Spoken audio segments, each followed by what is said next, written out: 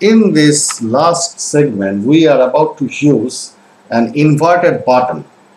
Now, a button can be formatted to appear on dark backgrounds. So, first of all, let's remove this individual button class here.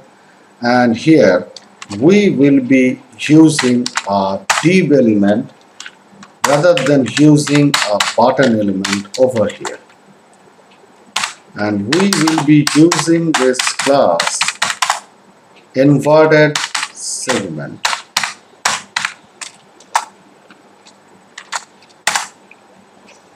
Now within this inverted segment, let's create a series of buttons.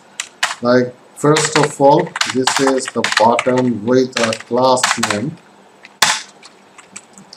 for say UI inverted button, and we are mentioning it as standard. I'll be copying it 3 more times, and inside, in the second case, we will be using this primary class.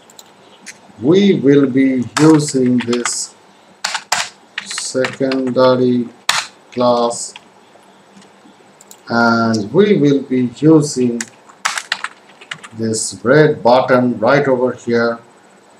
And in the last case,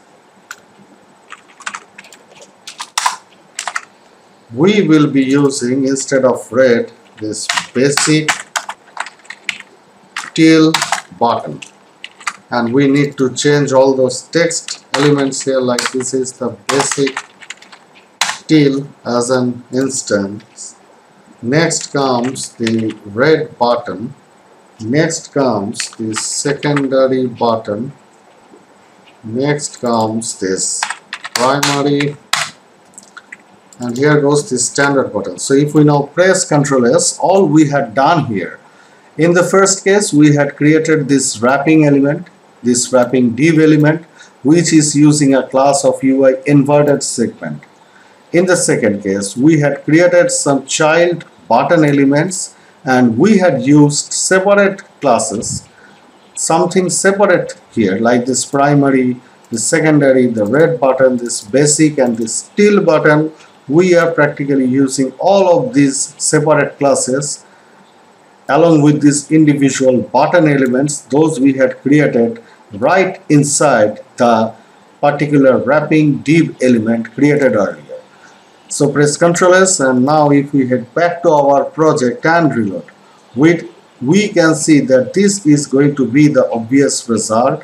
So there it goes. This is the standard button, the primary button, the secondary button, the red and the basic teal button that we had coded right over here.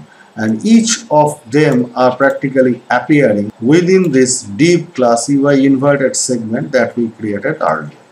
So here goes the result.